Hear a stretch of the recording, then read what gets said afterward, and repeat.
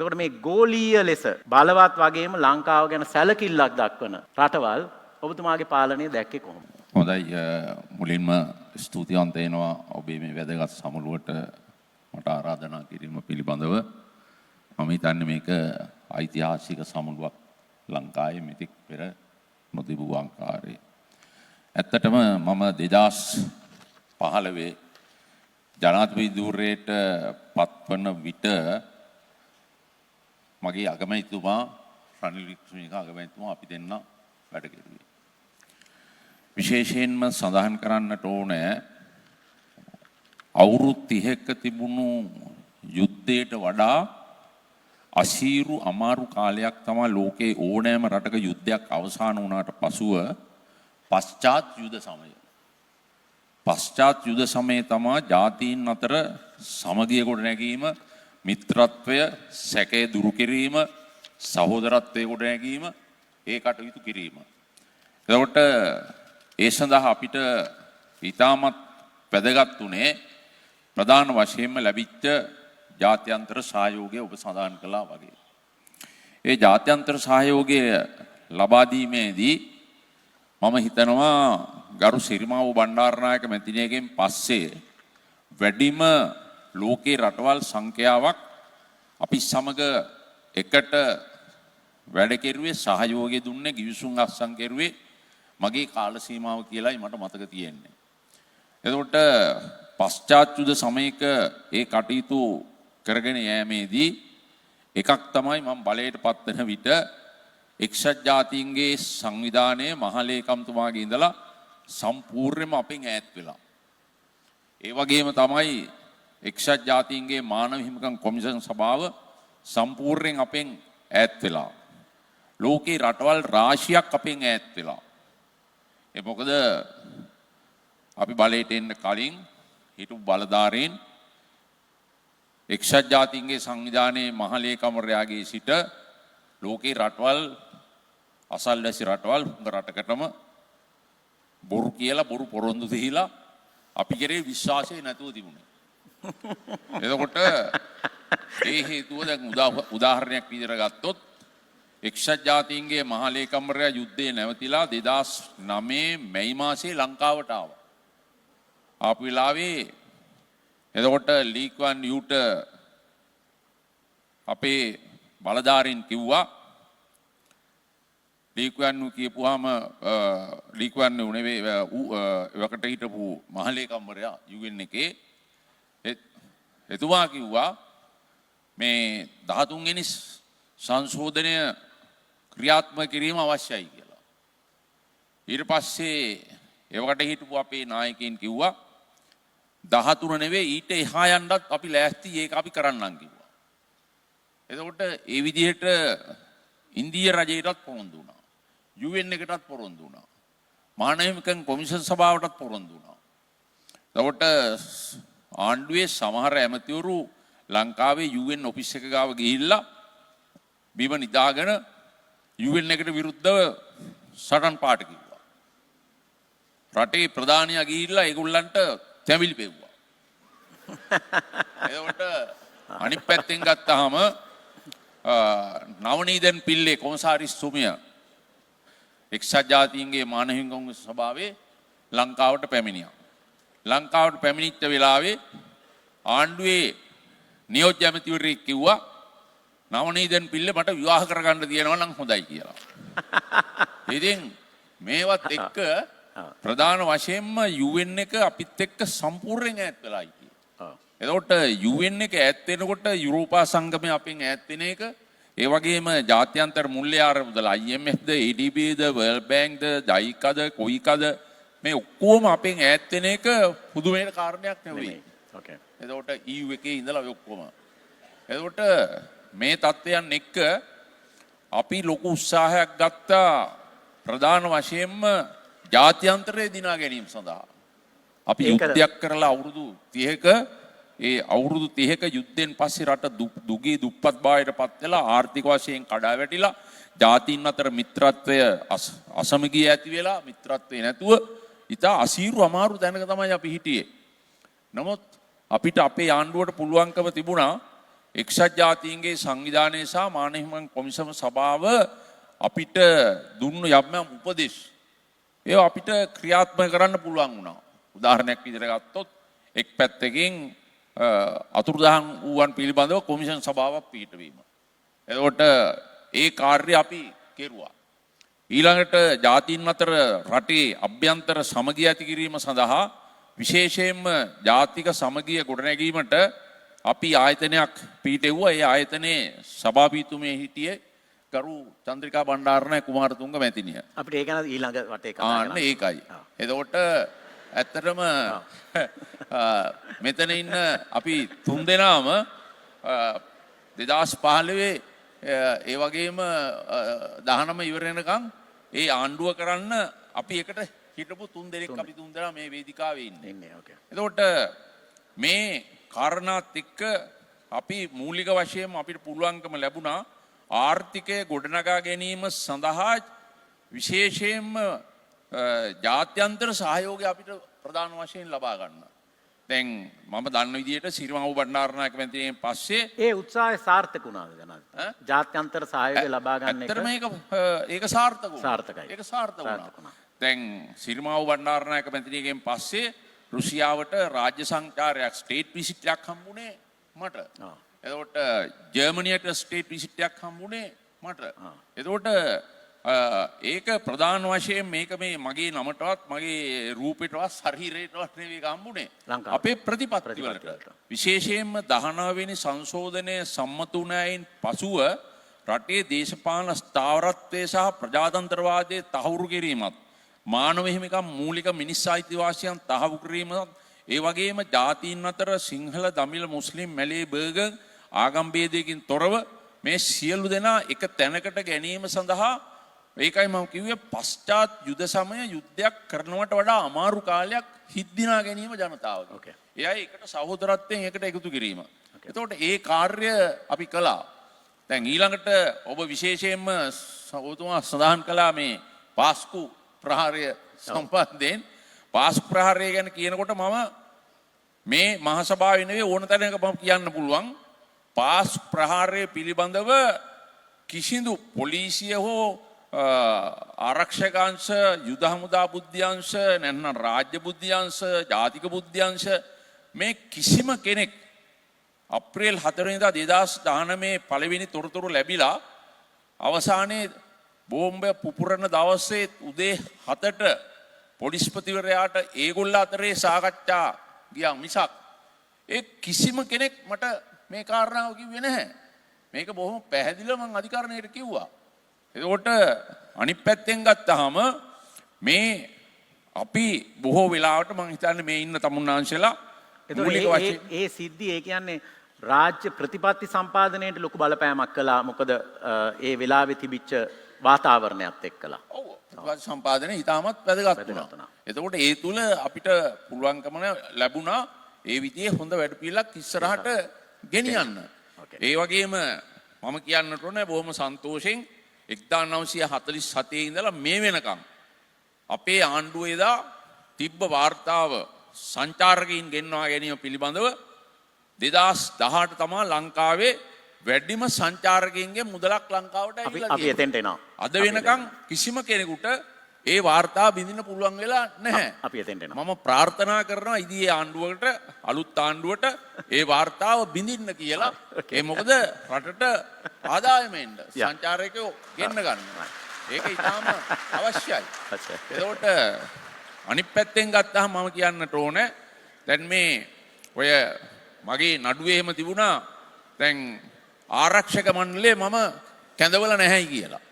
එතකොට අපි ඒ ගැන කතා කරමු ජනාධිපතිතුමා. අපි ඒ ගැන කතා කරමු. හරි. අපි එතෙන්ට එමු.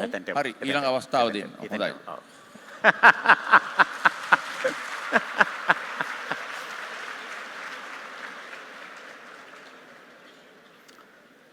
Yeah. Now I turn to President Ranil Wickremesinghe. Unlike both President Kumanatunga and President Sirisena, I was not elected.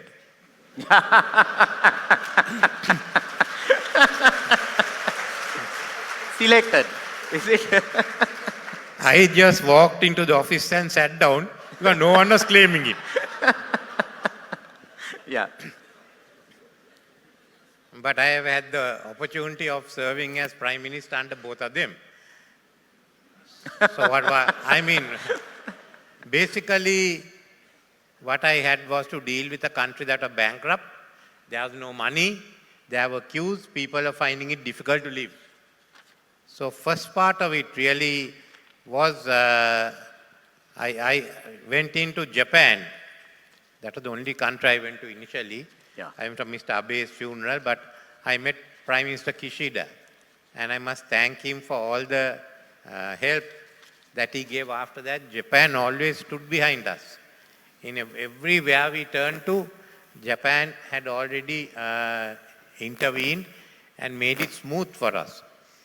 Secondly, a person that I was in touch with was the managing director of the IMF, Celine Georgieva. She also helped us. In fact, I spoke to her in 2021 December. By chance, a friend of mine was in discussion, and we had we discussed, and she said, "Go and tell your president." I can't go and argue. Everyone is saying, China is saying, India is saying, you go and so that, but reasonable. From their way, we talked to them. It was agreed by the OCC plus China, and then finally the creditors have agreed to it. So this is what I did till the day of the election. We finalized it about 2 days before the election. But now is the debt sustainability. Yeah. You have to put that into action. I went and I brought in the economic transformation law and put the conditions in. Now, how are you going to meet that? That is the main issue. We'll come to that in the next round. As far as they are concerned, it was their money, but they had to have a precedent which applied to all other countries after us. Yeah, sure. I think we got a good deal, and it's up for us now to fulfill it. Yeah, thank you. 3 prime ministers sat down. And this is a history-making event, and this is the first time in Asia and the third time in the world that such an event is taking place where multiple presidents of a country are coming together to discuss the issues and challenges they face in their role.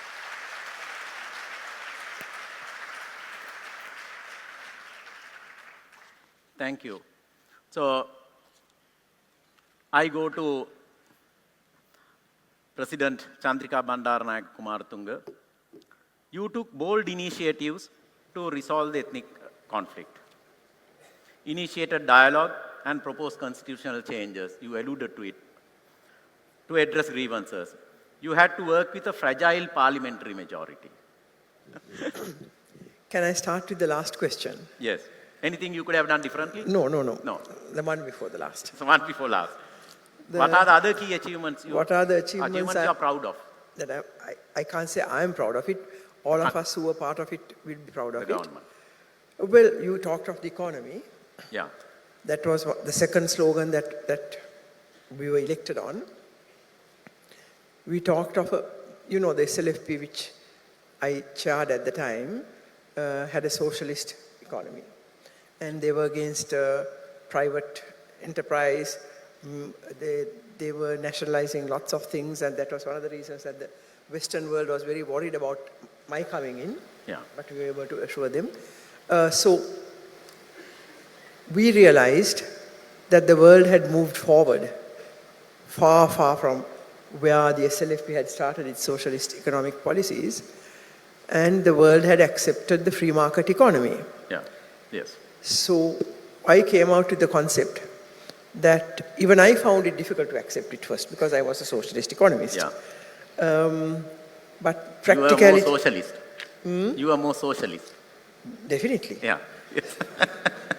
So, but then we realized, having analyzed it through my studies and everything, that we had to accept the free market economy. So we presented the concept of the free market economy with a human face. Yeah. That was the slogan. Yes. Yes. And I can remember some leading businessmen in Sri Lanka when we used to have discussions with the private sector very sarcastically asking me, "Madam, what's this human face you are talking about?" And then I explained to them the human face was sharing the profits of the free market economy as much as possible equally with all sectors of the population. Our Samurdhi program, the Surutarudriya Naya program, which was the SMEs program where we gave loans at 6% when it was going at 20% in the banks. ජනාධිපති මෛත්‍රීපාල සිරිසේන විනාඩි 3-4ක් අරගෙන නෑ එහෙම එකක් නෙමෙයි කිව්වේ. මේක නිකන් කතික තරගයක් වගේ. කතික නෑ. නෑ එහෙම නොවෙන්න. එතකොට ඔබ රාජ්‍ය පාලනේ මම ඇත්තට මේ බෑග්ග්‍රවුන්ඩ් එක කියන්නේ මෙතන ඉන්න සමහර අයට මේ බෑග්ග්‍රවුන්ඩ් එක මතක් කරලා දෙන්න ඕනේ අපිට. නැත්නම් අපි හරියටම මේ ප්‍රශ්න අහන්නේ මොන කන්ටෙක්ස්ට් එකෙන්ද කියලා මොන පරිසරයේ ඉඳලාද කියලා සමහර වෙලාවලට අපිට හරියට මතකයක් නැති හින්දා ඔබ රාජ්‍ය පාලනේ බාර ගන්නා විට පරම්පරාවක් වෙනස් වෙලා තිබුණා. ජෙනරේෂන් එක චේන්ජ් වෙලා. අලුත් පරම්පරාවක අලුත් බලාපොරොත්තුවක් තමයි යහපත් රාජ්‍ය පාලනය. විනිවිදභාවය, ප්‍රජාතන්ත්‍රවාදය කියන කරුණු.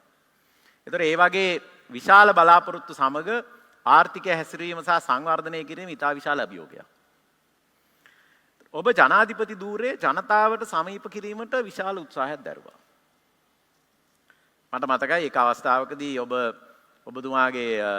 ඔබගේ වෙබ් අඩවියට අනවසරයෙන් පිවිසෙච්ච දරුවෙක් ගෙනල්ලා එයාගේ අධ්‍යාපනයට උදව් කරලා එයාට සමාව දුන්නා. ඒ ජනාධිපතිකම සමාජයට ලං කරන්න කරපු උත්සාහය. හැටි තමයි අපි දකින්නේ. නමුත් එතකොට මගේ ප්‍රශ්නේ තමයි මේ දැන් ජනාධිපතිකම බාර ගන්නකොට අතීතයෙන් එන බර තමුන්ගේ කරට පට වෙනවා. එතකොට මේ බරත් එක්කලා කිටි කාලයක් තුල ජනතාව මේ අපේක්ෂා කරන මොකද අපේ රටේ හුඟක් දැන් තියෙන්නේ පාවෙන ඡන්ද නිතරම පාවෙනවා. එතකොට පාවෙන්නේ නැතුව තියාගන්න ඒ බලාපොරොත්තු ඉක්මනින් ඉෂ්ට කිරීමේ අවශ්‍යතාවයක් තියෙනවා. එතකොට ඒ බලාපොරොත්තු ඉෂ්ට කරගන්න රාජ්‍ය පාලනයේ කරන්න හදපු ව්‍යුහමය වෙනස්කම් කොච්චර දුරට සාර්ථකයි කියලා හිතනවද? සමහර දේවල් වෙනස් විදිහකට කළා නම් හොඳයි කියලා දැන් හිතනවද ආපහු හැරිලා බලනකොට? ඇත්තටම මම ඊටම සතුටු වෙනවා මේ ප්‍රශ්නේ පිළිබඳව. මොකද මේ රාජ්‍ය පාලනය පිළිබඳව සමාජය තුල තියෙන කතිකාවත සහ විවිධාකාරයේ මාධ්‍ය වෙන්න පුළුවන් විවිධාංශ වලින් කතා කරන දේවල් ඒවා එක පැත්තකින්. නමුත් මේ ජනාධිපතිතුමේ වාඩි වෙච්ච කෙනෙකුට තමයි දැනෙන්නේ ඒ තියෙන ප්‍රශ්න මොනවද කියලා. සමහර දේවල් කියන්න පුළුවන් දේවල් තියෙනවා. ඔව්. සමහර දේවල් තියෙනවා අදත් මට මෙතනවත් කියන්න බැරි දේවල්. ඔව්. එතකොට මූලික වශයෙන්ම දැන් නව තරුණ පරපුර ඒගොල්ලන්ගේ ලෝකය සඳහා ඒගොල්ල වේගයෙන් ගමන් කරනවා. සමාජ මාධ්‍යත් එක්කලා. සමාජ මාධ්‍ය. ඒ වගේම තාක්ෂණික නව උපකරණ මේවත් එක්ක. එතකොට අපි ඉස්කෝලේ යනකොට පොල් තෙල් මේ ලාම්පු තෙල් පානෙන් අපි පාඩම් කරපු අය හැබැයි දැන් එහෙම නෙවෙයි. දැන් සාමාන්‍යයෙන් ගෙදරක ඉන්න ළමෙක් ඇලකට බස්සලා නාවන්න බෑ. වැවකට බස්සලා නාවන්න බෑ. ඒ මොකද ඒගොල්ලෝ ඔක්කොම බාත්රූම් වල තමයි ඒ ඔක්කොම සියලු දේ කරලා තියෙන්නේ. ඒ විදිහට ඒගොල්ලන්ගේ මානසික තත්ත්වය ඒකයි. එතකොට මේ නව තාක්ෂණය මූලික වශයෙන්ම අපි කොහොමද අපේ රටේ දියුණුව සඳහා අපි පාවිච්චි කරන්න කියන කාරණාව නව පරපුරත් එක්ක. එතකොට නව පරපුරේ අදහස් එක්ක තාක්ෂණය දැන් එක පැත්තකින් තාක්ෂණය අපි හිතමු මොබයිල් ෆෝන් එක ගත්තොත් ඒක හදපු විද්‍යාඥයා ඒක හැදුවේ මානව වර්ගයාගේ යහපත සඳහා. නමුත් දැන් අලුත්ම වාර්තා මම හිතන්නේ තියෙනවා බොහෝ වෙලාවට පහුගිය කාල සීමාව තුල ඒවා එළියට දැම්මේ නැහැ පොලිසිය හෝ රජය මගින්. දැන් ලංකාවේ සියදිවි නසා ගැනීම විශාල වශයෙන් වැඩි වෙලා තියෙනවා. එතකොට මේ සියදිවි නසා ගැනීම වල වැඩි පිරිසක් ඉන්නේ තරුණ ළමයි. එතකොට ඇයි ඒගොල්ල සීවි නසා ගන්න? එතකොට මේ තියෙන පරිසරයත් එක්ක ඒගොල්ල බලාපොරොත්තු වෙන සමාජයේ ඒගොල්ල මොබයිල් ෆෝන් එක තියාගෙන මුළු ලෝකෙම දකිනවා. ඒ මුළු ලෝකෙම දකිනකොට ඒගොල්ල දැන් ටෝකියෝ නගරේ ගෑන් ළමෙක් ලස්සන අලුත් ගවුමක් ඇඳලා තියෙනවා නම් ඒ ඩිසයින් එක එයා දකිනවා. ඇමරිකාවේ එහෙම ළමෙක් කලිත් ඇඳුමක් ඇඳලා ඉන්නවා නම් එයා ඒක දකිනවා. ඔව්. එතකොට එයා ඒ ගැන බලාපොරොත්තු තියෙනවා. ඔව්. හැබැයි අපේ රටේ තියෙන ප්‍රශ්නේ තමයි අපේ දේශපාලන සංස්කෘතිය, සමාජ සංස්කෘතිය, ඒ වගේම සංස්කෘතික වශයෙන් තිබෙන විවිධ ශ්‍රේෂ්ඨත් එක්ක මම දිකට කතා කරන්න වෙලාවක් නැහැ. ඒ ගත්තාම අපි අපේ සිතුම් පැතුම් එක්ක අපි කොහොමද අපිට ගැළපෙන ආකාරයට Taman දියුණු වෙලා රට දියුණු කරන තැනකට අපි යන්නේ කියන ප්‍රශ්නේ තමයි අපිට තියෙන්නේ. දැන් බලන්න චීනය වගේ රටක් ගත්තොත් චීනය මුලින් මාවෝ සේතුන්තුමා දියුණු කරලා මේ ගස්වල කොළ පොතු කාලා තමයි විප්ලවය කළා එතුමා ආණ්ඩුවක් හැදුවේ. එතකොට වියට්නාමයේ ගත්තාම අපි දන්නවා ඇමරිකන් යුද්ධය අවුරුදු 27ක් විතර තිබුණා. නමුත් අද වියට්නාමයේ ලෝකේ ඉතාම ඉහළට ආර්ථික වශයෙන් ඇවිල්ලා තියෙනවා. එතකොට එහෙමනම් ඒගොල්ල කොහමද දැන් අපේ තරුණ පරම්පරාව බලාපොරොත්තු වෙනවා ඇයි අපිට මේ වේගෙන් මේක මෙතෙන්ට ගේන්න බැරි කියලා. ඔව් නෑ දැන් මේකනේ දැන් මේ දේ අපි තේරුම් ගන්න ඕනේ. චීනය, කොරියාව, ජපානය, වියට්නාමය වගේ රටවල් ඒගොල්ලන් යුද්ධවලට මුහුණ දීලා ඒගොල්ලන්ට ආහාර හිගයන් නැති වෙලා ඒගොල්ලන් මම ඒගොල්ලන්ට අගෞරව කර කතා කරනවා නෙවෙයි ආහාර නැති නිසා ගහකොළ වල තියෙන දේ ඊටාම සත්තු දැන් අපි බලු මස් කන්නේ නැහැනේ අපි. හැබැයි අපි දන්නවා ලෝකේ රටවල් කීයක බලු මස් කනවාද කියලා.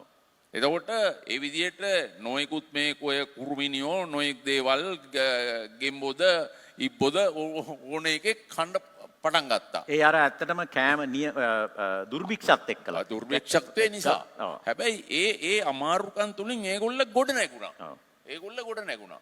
හැබැයි නමුත් අපේ රටේ අවුරුදු දහස් ගානක ඓතිහාසික තත්ත්වයක් ගත්තාම අනුරාධපුර යුගයේ අවුරුදු 1000 ගානක්, පොළොන්නරු යුගයේ අවුරුදු 200 ගානක්, එතනින් දමදිනියට ආවා, ඇතුගල්පුරයට ගියා, යාපහුවට ගියා, ඊළඟට කෝට්ටෙට ආවා, ඊළඟට මහනුවරට ගියා.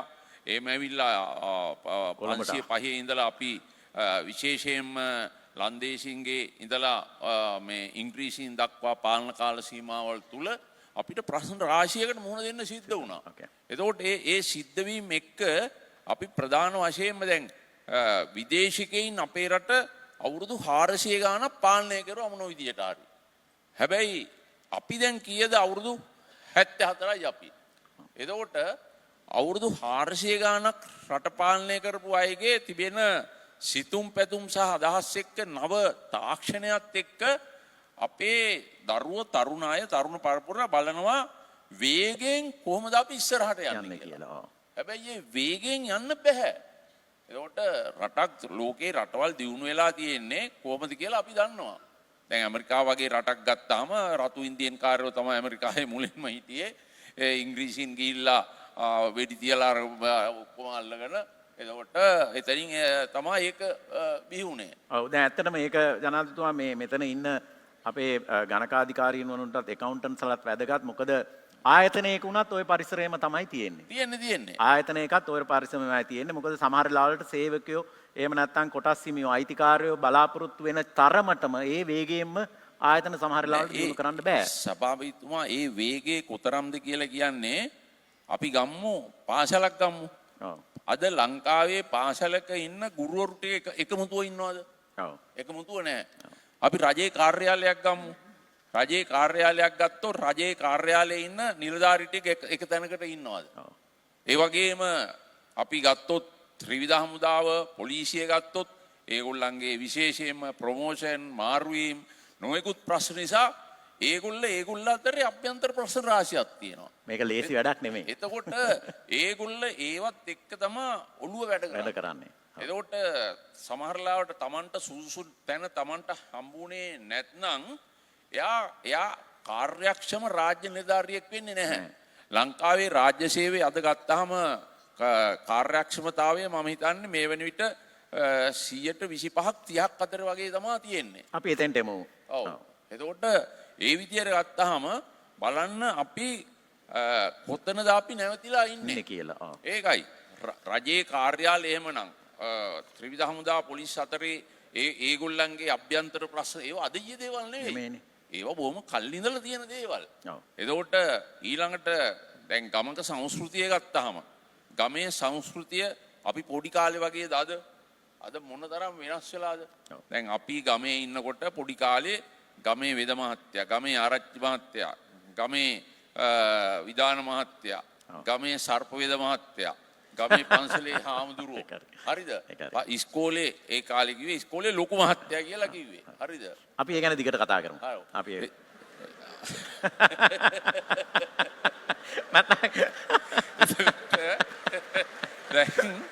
දැන් ඒ ගම්වල ඒ තිබුණු දැන් ඒ කාලේ ගමකට පොලිසිය රාළහාමි කෙනෙක් යනවා දකින්නවත් හරි අමාරුයි.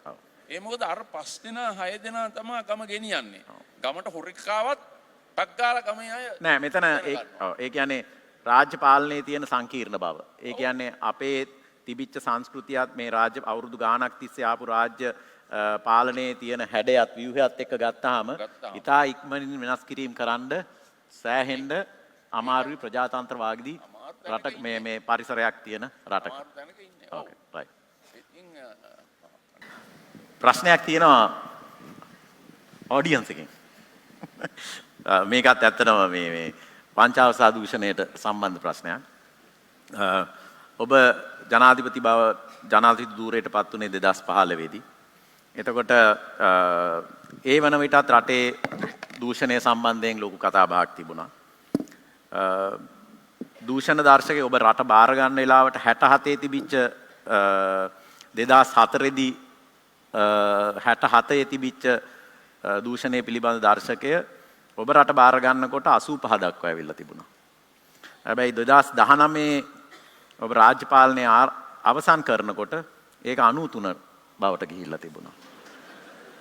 එතකොට අපි දෙන්නත් ඇත්තටම මේ ආයතනික දූෂණය ගැන ජනාධිපතිතුමා අපි කතා කරලා තියෙනවා. අපි දෙන්නත් පෞද්ගලිකව කතා කරලා තියෙනවා ආයතනික දූෂණය ගැන. එතකොට අප රටක් හැටියට දූෂණය අවම කරගන්න ගත යුතු ක්‍රියාමාර්ග මොනවද කියලා ඔබතුමාගෙන් අහනවා ඔඩියන්ස් එක. හොඳයි. බොහොම ස්තුතියි. ඇත්තටම මේ මට මතකයි ඔබතුමාගේ ලේකම් වරයාටත් දූෂණ චේතනාවක් ඇවිල්ලා ඔබතුමා ඇත්තට මං හිතන්නේ ඒකට ඇඟිලි ගහන්න නැතුව එයා සිරගතත් වුණා.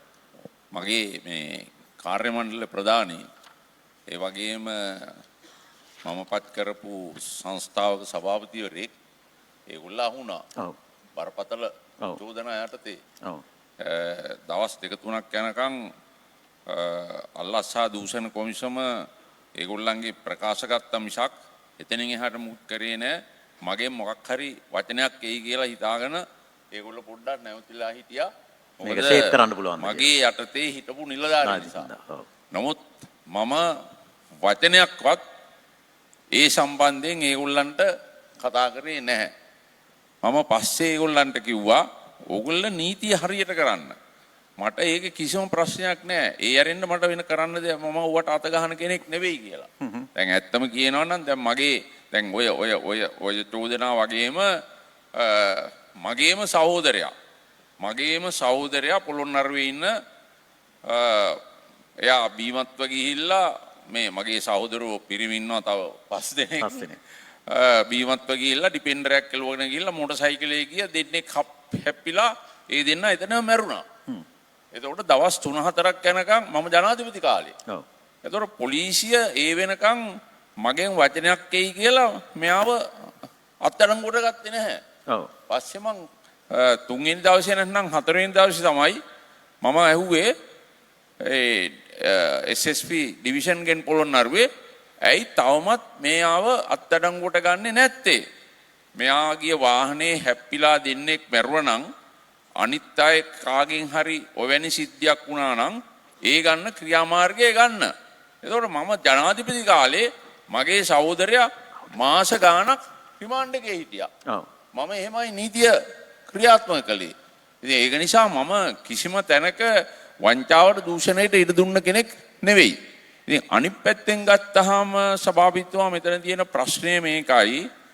ආණ්ඩුක්‍රම ව්‍යවස්ථාවේ කොච්චර හොඳ දේවල් තිබුණත් නීති පොතේ කොච්චර හොඳ දේවල් තිබුණත් අපි අලුත් පනත් සම්මත කරලා පාර්ලිමේන්තුවේ කොච්චර දූෂණ වංචා වළක්වන්න නීති රීති ගෙනාවත් හැබැයි මේ තනතුරු වලට පත් වෙන පුජ්‍යලීන්ට පුළුවන් ඒ නීති අමතක කරලා දාලා දූෂණ වංචා කරන්න පුළුවන්කම තියෙනවා.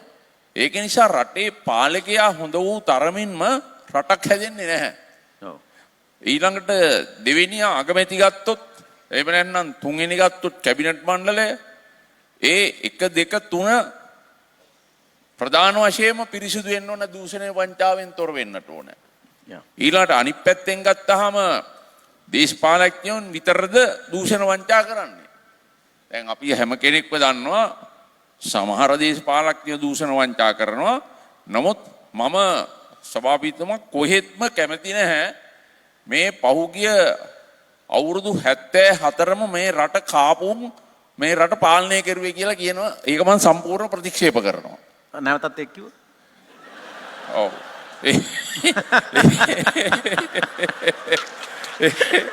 ඒ කියන්නේ 1947 පළවෙනි පාර්ලිමේන්තුව ඊළඟට 48 අපිට නිදහස හම්බ වුණේ. ඔව්. සාමාන්‍යයෙන් අරගලයේ තුලින් ආපු සටන් පාඨයක් තමයි අවුරුදු 74ක් මේ රට පාලනය කරපු මේ රට කාල විනාශ කෙරුවා හොරකම් කෙරුවයි කියනවා. මම ඒකට කොහෙත්ම එකඟ වෙන්නේ නැහැ. ඒ මොකද පළවෙනි අගමැතිවරයා ගත්තොත් ඩී.සේනානායක මහත්තයා හොරෙක්ද? ඩල්ලි.සේනානායක මහත්තයා ගත්තොත් හොරෙක්ද? සර්ජන් කොතලාවල ගත්තොත් හොරෙක්ද?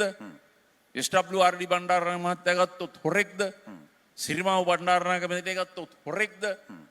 බණ්ඩාරනායක අගමැතිතුමාගේ 56 ආණ්ඩුවේ තමයි ලංකාවේ පළවෙනි වතාවට මේ වංචා දූෂණ කරපු ඇමතිවරු දෙන්නෙක් අස් කෙරුවේ බණ්ඩාරනායක මහතුමා පළවෙනි වතාවට. හැබැයි බණ්ඩාරනායක මහතුමා අස් කළාට පස්සේ ඊට පස්සේ දෙවෙනි වතාවට ඇමතිවරයෙක් දූෂණ වංචා කළා කියලා කැබිනට් එකෙන් අස් කෙරුවේ මම අස් කෙරුවේ. එතකොට ඒ විදිහට මේ දූෂණය වංචාව කියන එක ඒකයි මම කිව්වේ නීති පොත කොච්චර තිබුණත් අපි මොනතරම් පනත් සම්මත කෙරුවත් මේ වැඩ කරන පුජ්‍යලීන් තුල තිබිය යුතු ආධ්‍යාත්මික ගුණවගාවත් එක්ක අපි රටේ දේවල් සම්පත් හොරකම් කරන්නේ නැහැ, වංචා කරන්නේ නැහැ, දූෂණය කරන්නේ නැහැ කියන ඒ අදිෂ්ඨානය, ඒ චින්තනය සෑම කෙනෙක් තුලම තියෙන්න ඕනේ. ඒක රටේ ප්‍රධාන පාලකයාගේ ඉඳලා පුරවැසියා දක්වා ඒක යන්නට ඕනේ. දැන් අද ගත්තොත් එහෙම දැන් මම මේක කියලා මට අවශ්‍ය වෙන්නත් පුළුවන්. දැන් අද ඡන්දයක් කරන්න ගියාම තමුන්නාන්සලා දන්නවා මෙතන ඉන්න මේ අපේ හිටපු ජනාධිපතිතුමයි දන්නවා අද ඡන්දයක් කරන්න ගියාම අරක්කු නැත්නම් කොහෙත්ම වැඩ කරන්න බෑ. එතකොට හොඳ බස් එකක් දෙන්න ඕනේ යන්න රැස්වීම වලට, හොඳ කෑම එකක් දෙන්න ඕනේ. ඒක තමයි තත්ත්වය. නමුත් මම පළවෙනි සැලේ පාර්ලිමේන්තුවට ඉදිරිපත් වෙලාවේ 1989 ඊටාම භීෂණ කාලේ එක පැත්තකින් LTT එක ගහනවා පොළොන්නරු පැත්තේ. අනිත් පැත්තෙන් JVP එක ගහනවා මිනිස්සු මරනවා. ඊළඟට ඒ දෙගොල්ල මර්ධනය කරන්න ආණ්ඩුව මිනිස්සු මරනවා. ඒතකොට හොයන්න බෑ කොහෙන්ද මිනිස්සු මරන්නේ කියලා. හරිද? එහෙම තැනකින් තමයි මම උඩට ආවේ. හරිද? එතකොට එහෙම තැනකින් මම උඩට ඇවිල්ලා හැබැයි මම ප්‍රධාන වශයෙන්ම මම එදා ඉඳන් කල්පනා කරපු දෙයක් තමයි අපි හොඳ රටක් හදන්නේ කොහොමද කියන කාරණාව. එතකොට දැන් මම ඒකයි කිව්වේ මේ දේශපාලඥයින්ට දැන් විතරක් බැන්නට වැඩක් නැහැ. දේශපාලඥයත් එකේ ඉඳන්ම හැදෙන්න ඕනේ. රාජ්‍ය නිලධාරී අමාත්‍යාංශ ලේකම් ඉඳලා ජනාධිපති ලේකම් ඉඳලා පල්ලෙහාට හැදෙන්න ඕනේ. ඊළඟට රටේ පුරවැසියොත් යහපත් පුරවැසියෝ වෙන්න ඕනේ. හරි. ඉතින් ඒ තත්ත්වයන් උඩ මේ දූෂණය වංචාව නැති කරනවායි කියන එකක් තමයි මේ රටේ ප්‍රධාන වශයෙන්ම දූෂණ වංචා නැති කිරීම සඳහා මම දකින්නේ මේ හිටපු ජනාධිපතිතුමාලතුමියටත් මම කියන්නට ඕන මම පෞද්ගලික දකින දේ තමයි අපේ උසාවිවල තියෙන නඩුවල ප්‍රමාදය. දැන් දැන් බලන්න අපේ ආණ්ඩුව ගත්තාම මමයි රනිල් වික්‍රම මහත්මයා ආගමැති විදියටයි අප චන්ද්‍රිකා මැතිණිය අපිට විශාල සහයෝගයක් දුන්නා. එතකොට ඒ කාලවලදී අපි සෑහෙන පිරිසකට වංචා දූෂණ කරපු අයට නඩු දැම්මා. හරිද? හැබැයි මේක මං අධිකරණයට එහෙම අගෞරව කරනවා නෙවෙයි, මට සමා වෙන්න ඕනේ අධිකරණය. මේ දැන් 46 දෙනෙක් 2020-21 නිදොස් කොට නිදහස් වුණා. ඒක අධිකරණයේ වැරද්දක් කියලා මම කියන්නේ නැහැ. හැබැයි අධිකරණයට ඒ කරුණු ඉදිරිපත් කරන්නේ කවුද ගිහිල්ලා? ඒ යන කෙනා කවුද? එයාට උපදෙස් දෙන්නේ කවුද? එතකොට දැන් අර බියගම ගයක් තියෙන්නේ අදත් අයිතිකාරයෙක් නැහැනේ. නෑ අවබෝධයි. ඒක ඇත්ත. නිදොස් කොට නිදහස්. ඒක ඇත්ත. නෑ තේරුණා. නිදොස් කොට නිදහස්. හැබැයි අදත් අයිතිකාරයෙක් නැහැ. ඒක හරි. ඉතින් ඒ විදිහට තමයි මේවා මේ කෙරෙන්නේ. හැදෙන්නේ. ඔව්. ඉතින් ඒක නිසා මේ සෑම තැනම නීති පොත වගේම අනික් පනත් වගේම අපේ හෘද සාක්ෂිය තුල තියෙන්න ඕනේ අපි මහජන දේපල මේවා වංචා කරන්නේ හොරගම් කරන්නේ නැහැ කියලා. ඕකේ. එතකොට ඒ தත්ත්වය වළක්වා ගන්න ඒක උඩ ඉඳලා පහළට ක්‍රියාත්මක වෙන්න ඕනේ. ඒක පහළ ඉඳන් උඩට ක්‍රියාත්මක කරන්න බෑ. ඕකේ. එකේ ඉඳන් පහළට තමයි යන්න ඕනේ. බොහොම ස්තුතියි. එහෙම ගිහිල්ලා අනික විශේෂයෙන්ම නඩු ප්‍රමාදය වළක්වන්න ඕනේ. දැන් ගත්තාම නඩුවක් දැන් බලන්න උසාවියකට ගියාම දැන් මෙතනින් නෑ දන්නවා ඇති ඉඩම් නඩුවක් ගියොත් රේප් කේස් එකක් ගියොත් මිනි මැරුමක් ගියොත් අවුරුදු කීයක් නඩුව අහනවද? ඒක ඇත්ත. අවුරුදු 10ක් 15ක් 20ක් අහනවා. සමහර වෙලාවට ඉඩම් නඩුවට ගියාම තුන්වෙනි පරම්පරාවට යනකම් නඩුව අහනවා. පළවෙනි පරම්පරාව එක්කෙනා මැරිලා දෙවෙනි පරම්පරාව එක්කෙනා මැරිලා. බොහොම ස්තුතියි ජනාධිපති. හරි. ලක්ෂ 13ක් 14ක් දැන් උසාවි වල ගඩ ගැහිලා තියෙනවා. එතකොට මේ නඩු ප්‍රමාදය ප්‍රධාන වශයෙන්ම මොකද අර වැරදි කරන මිනිස්සු මාස 3යි 6යි නැත්නම් අවුරුද්දයි අප දෙනවා එළියට දානවා. නෑ ඒ කියන්නේ ඔබතුමා කියන්න හදන්නේ මේ ආයතනික ව්‍යුහයේ තියෙන බිඳෙන සුළු බව fragility එක මේකට හුඟක් බලපානවායි කියන එක. I'll turn to President Ranil Wickremesinghe. 100 million someone said, but we didn't get it.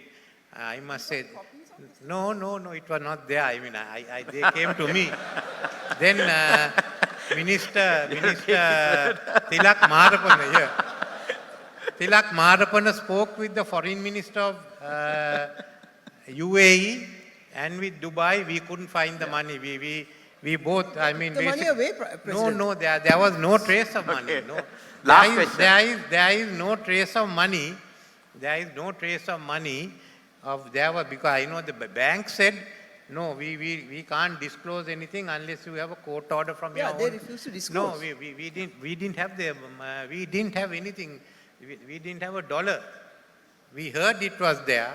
We went there. We have sent teams to Europe. We have sent teams to Hong Kong. We sent teams to Singapore on that MiG case. But there was nothing that came on it. No evidence, yeah. And now let people to challenge and say, prove that we have the money abroad. Thank you. And the one on Uganda, I think that person is withdrawing that. The allegation. Yeah. ඇත්තටම දැන් නම් වෙලා හුඟක් පහු වෙලා තියෙන්නේ. මෛත්‍රීපාල ජනාධිපතිතුමාට ඇත්ත තව ක්වෙස්චන් රවුන්ඩ් එකක් තිබුණා. හැබැයි අපිට වෙලා නැහැ.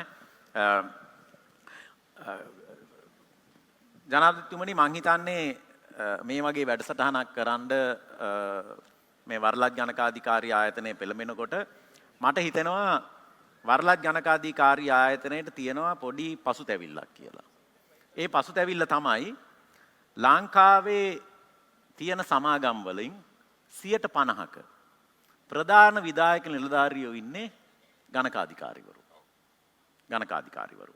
හැබැයි වරලක් ගණකාධිකාරී ආයතනයට තියෙන පසුතැවිල්ල තමයි වරලක් ගණකාධිකාරීවරයෙක් එහෙම නැත්නම් ගණකාධිකාරීවරයෙක්ව මේ රටේ ජනාධිපති කරන්න බැරි වෙච්ච එක. එතකොට මෙතන ඉන්නවා නම් මේ රටේ ජනාධිපති වෙන්න ඕනයි කියලා හිතන එක්කෙනෙක්. එයාට දෙන ඇඩ්වයිස් එක මොකද්ද? එයාට දෙන උපදේශ මොකද්ද?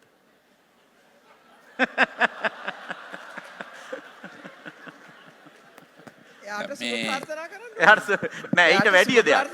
I'll come to that. All of you, both of you will be. No. Varalat ඒ කණ්ඩායමක් ඕනනම් ඔව්. විගණාධිපතිවරයෙක් ජනාධිපති වුණේ නැහැ. ඒත් UNPA සභාපති වුණා මිස්ටර් පණ්ඩිතරත්න. ඔව්. එතුමා ඇත්ත වශයෙන්ම ජනාධිපතිගේ දකුණු අත වාගේ ක්‍රියා හිටියා. කළා. මහවැලිය සාර්ථක කරේ එතුමා නිසා. ඔව්. ඉතින් එක්සත් ජාතික පක්ෂයට බැඳුනොත් මෙයාට උඩහට යන්න පුළුවන්.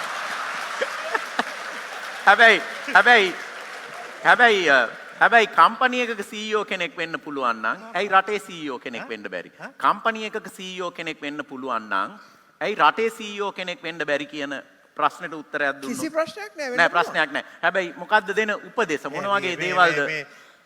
CEO කෙනෙක්ගේ අපේ මේවා ඊට වඩා වෙනස්. ඔව්. ස්ටීව් ජොබ්ස්ට ඇමරිකාවේ ප්‍රෙසිඩන්ට් වෙන්න බෑනේ. බෑනේ. ඔව්. හරි. හරිද? හරි. ඒක කරපු එකම පුද්ගලයා ඩොනල්ඩ් ට්‍රම්ප්. Donald Trump. ඔබතුමාගේ අදහසක් තියනවද මේ ගැන? ඔව් දැන් මේකයි දැන් ඔබතුමා කිව්වට මේ ඉන්න කවුරුවත් ආවේ නෑනේ මේ ඒක තමයි. ඉදිරිපත් වෙන්නේ නෑ. ඉතින් ඒක ආවනම් තමයි. අපි එපා කියනවාද? ඔව්. අපි එපා කියන්නේ නෑ. කවුරුත් එපා කියන්නේ. ඒක නිසා මේ මම ප්‍රාර්ථනා කරනවා අනාගතයේදී ඔබතුමාලගේ වරලත් ගණකාධිකාරිවරයෙක් මේ රටේ රාජ්‍ය නායකයා වේවා කියලා. එච්චරයි මට කියන්න තියෙන්නේ. Would you like to say anything to the members? ඔව් ඉතින් මේක හැම වෙලෙම පාලනය කරන්නේ නීතිඥයෝ. නීතිඥයෝ. ඒක තමයි. ඔයගොල්ලෝ වැරදි වෘත්තියේ ඉන්නේ. වැරදි වෘත්තිය වැරදි. Wrong profession. President Kumaratunga, would you like to say anything to the members about political aspirations if they have? The complexities or whatever the advice you would like to give? මම නම් හිතනවා සිංහලෙන් කිව්වට කමන්නේ නැහැ. කමන්නේ. මේ රටේ හැම කෙනාටම දොරවල් විවෘත වෙන්න ඕනේ. උගත් වැදගත්. මම වැදගත් කියනකොට කියන්නේ ethical. හැම කෙනාටම දොරටු විවෘත වෙන්න ඕනේ නායකත්වයට එන්න. එක්තරා කණ්ඩායමක් මේ රටේ නායකත්වයේ දැහැගෙන හිටියා දැන් අවුරුදු 76ක්. හොඳටම ඇති. අලුත් කට්ටියක් එන්න ඕනේ. හැබැයි අර නිර්ණායකයන් තියෙන්න ඕනේ. උගත් වෙන්න ඕනේ. පාලනය පිළිබඳ දැනුමක් තියෙන්න ඕනේ. management. That is where I would say a CEO would do better than a lot of politicians as you know governance of the country. පාලනය පිළිබඳ දැනුමක් තියෙන්න ඕනේ.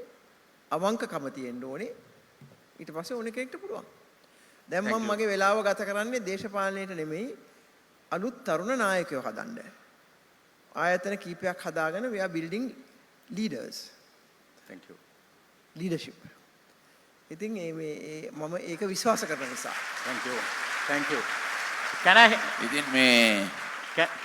I have So every one of you has a chance if you can subscribe to those conditions. Yeah. මේ ජනාධිපතිතුමියනේ මේ උගතුනුත් ඉන්නවා හරියට හොරකම් කරන අය. ඉතින් මේ කරුණාවද? මට ඒක ඇහුන්නේ නැහැ.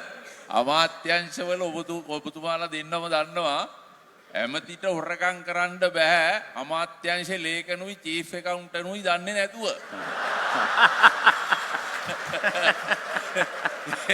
ඊට පස්සේ තමයි ඒ දෙන්නත් පටන් ගන්නවා අපේ මහේකා එහෙමනම් අපි පොඩ්ඩක් ගහමු කියලා. ඔබතුමාගේ එතුමා කිව්ව එකේ තියෙනවා. ඔව්. Even other than unsolicited one. Yes. Anything else procurement process must go through secretaries. Yes. ඒකත් ලේකම්වරුනේ මේ procurement process එක කරන්නේ. තව මට ඔබතුමියගේ අවසරය තියෙනවා. අපි එක ආයතනයක් හැදුවා ඒ සඳහා අර procurement documents හදන අතරේ මේ systems and procedures National Procurement Agency කියලා. That was a very valuable agency. ඔක්කොම procurement ඒගොල්ලෝ oversee කරුවා. මේ රටේ හිටපු අවංකම නිලධාරියෝ කීප දෙනෙක් මන් තෝරලා දැම්මේ. ඒගොල්ලෝ නම් හොරු වුණෙත් නැහැ. හැබැයි ඉතින් ඊළඟ ආණ්ඩුවෙන් ඒක වහාම cancel කරලා දැම්මා.